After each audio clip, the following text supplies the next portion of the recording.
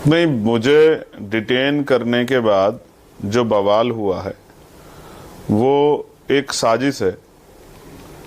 जहां मुझे डिटेन किया गया वहां से पहली घटना कौसाम्बी की, वो 60 किलोमीटर है, और जहां ये बवाल हुआ है वो लगभग 45-50 किलोमीटर है।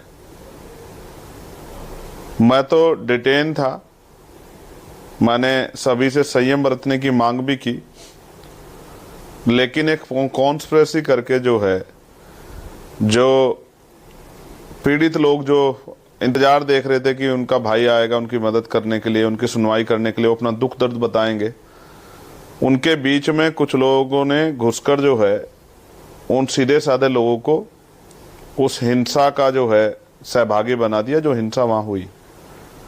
और लगातार जो है वहां से खबर आ रही है कि किस तरह रात के अंधेरे में पुलिस जा रही है।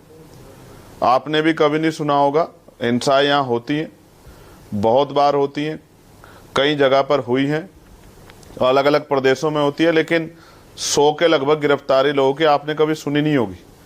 ऐसी एक हिंसा का आरोप हम पे दिल्ली में भी लगा था कि हमारे कार्यकर्ताओं द्वारा हिंसा की गई, जब 2019 में एक आंदोलन हुआ था। फिर बाद में सर्वोच्च न्यायालय ने उस केस को खारिज कर दिया था कि भाई ये इनके ऊपर आरोप गलत है। इस बार भी जो हिंसा हुई है, मैं फिर बार बार कह रहा हूं कि अम्बेडकरवादी हिंसा नहीं करते हैं।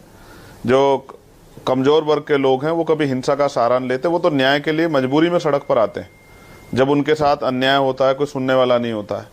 तो ये साजिश है और इसका पर्दाफाश तब होगा जब इसकी सीबीआई जांच होगी। इसलिए मैं बार बार सीबीआई जांच की मांग कर रहा हूं, क्योंकि मेरे पास जानकारी है कि रात के अंधेरे में पुलिस जाती है, लोगों के घरों में कूदती है, जो घर में लोग होते हैं उनको उठा लाती है। जितने लोग गिरफ्तार किए गए मैक्सिमम घरों से पकड़ के लाए गए जो रात को अपने काम से आए थे। महिलाओं के बयान है कि वो भीम आर्मी में काम भी नहीं करते थे, कुछ पढ़ने वाले बच्चे हैं, कुछ नाबालिग बच्चे हैं, कुछ वो लोग हैं जो अपने काम से घर पहुंचे थे, रात को पुलिस उठा लाई।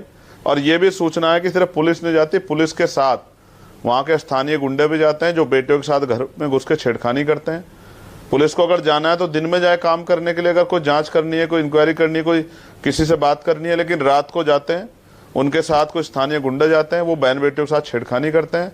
और वहां दलितों की पलायन जैसी स्थिति होगी है। कई गांव में लोगों ने ताले लगा दिए, गांव में शेड्यूल कास्ट के लोग चले गए, उनके घर में लूटपाट जारी है। तमाम तरह के अन्याय वहां शेड्यूल कास्ट के लोगों पे हो रहे हैं। और जो बस में जा रहा है, बस रुकवाई जाती है चंद्रशेखर जी, स्थानीय गुंडों द्वारा, उसमें जो शेड्यूल कास्ट का